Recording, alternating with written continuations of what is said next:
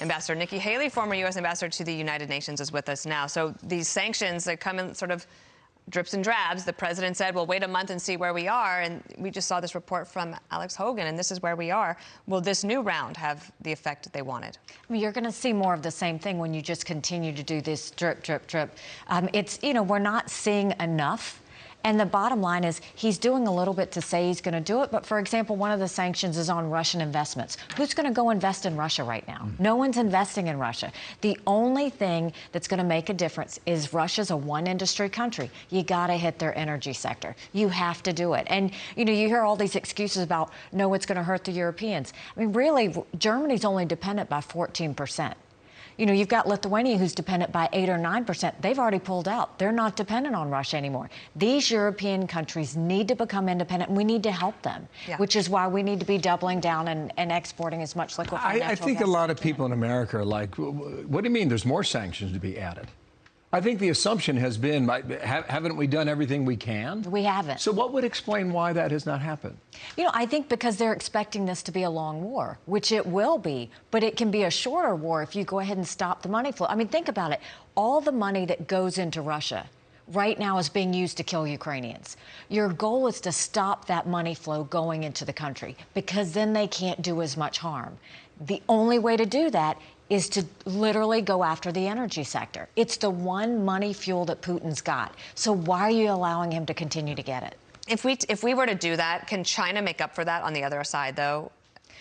I mean, there's all these things China could do. China has said that this is going to be our ultimate partner, and so I think China's going to do whatever they can to help. But that's when we go and say, okay, do we do secondary sanctions on China for helping Russia on those energy? A couple things here. Chuck Hagel was on with Sandra yesterday.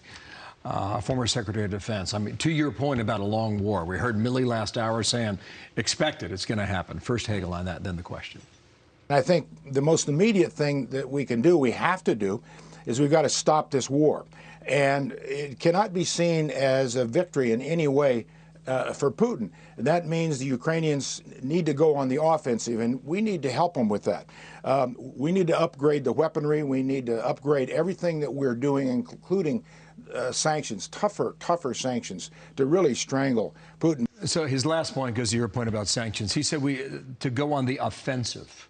That's something this administration has not wanted to do. But if you give them more Javelin tank weapons, the trench warfare that's going to happen now in southeastern Ukraine will help. I mean, why are we making the Ukrainians beg for things? Why are we doing that? Because this isn't just a war on Ukraine. This is a war on freedom. So, I'm glad the Czechs are giving them tanks now. More Europeans should be giving them more things, but we should be giving them anti-aircraft. We should be helping with everything we can. They're not asking for troops on the ground. They're asking for help so that they can continue to fight. They are they're literally don't have the guns that the Russian military have. Give them everything they need to have to protect themselves. And let's not forget, we've got to get them aid. They're good fighters, but they've got to get Is this administration concerned with giving them too much so that they can beat Putin? And this administration doesn't want that, because Putin will walk away from the table on Iran and the nuclear negotiations in Vienna. This administration is running scared because they're scared of Russia. They're scared of two things. They're scared of Russia, and they think that war is going to break out, which, if they'd open their eyes, war is already there. We have to prevent more harm from happening. And they're scared of America being energy independent, which is why they are now going to Venezuela and Iran to get oil, which is just ridiculous that we're even talking about that when we have enough that we can produce here in the States. I just wanted to play this for you, because this is Linda Thomas-Greenfield has the job you used to have at the UN. Here's what she said yesterday. Some of them, according to credible reports, including by the Mariupol City Council, have been taken to so-called filtration camps. Federal security agents are confiscating passports and IDs, taking away cell phones, and separating families from one another. I do not need to spell out what these so-called filtration camps are reminiscent of. So one of the things the Biden administration has done pretty well is to tell you all the terrible things that Vladimir Putin is doing. Right. But I don't understand what we are willing to do to defend it. And I don't think it's been very clear from the administration yet.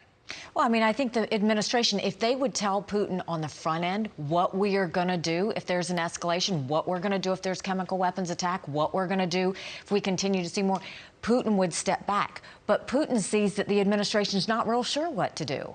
And, you know, I appreciate Ambassador Thomas Greenfield because, you know, at least she's calling to have Russia removed from the UN Human Rights Council. But why is Russia even on the Security Council at all at this point? Think about it. They are one of 5 countries that has a veto. Out of 193, one of 5 countries that has a veto that can stop any condemnation that happens to them. It's, I mean, if there was ever a role for the UN, it's now to acknowledge that. Last point and a quick point here. Ukraine's going to be destroyed. All these towns are going to be leveled, right? There could be upwards of 10 to 15 million people displaced. And ultimately, this war is, they're going to fight to a draw.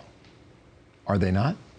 Russia is trying to get them to be submissive. They're trying to make them suffer so much that they wave the white flag. The thing is, the Ukrainian spirit's not giving up till the very end. And you have to give them credit. They're brave, they're courageous, and they're taking land back. They're getting territory back. We should be helping them because if we win this fight for freedom, no thug is ever going to try this on another country. That's what we have to remember because we shouldn't be so arrogant to think that can't happen here. Okay.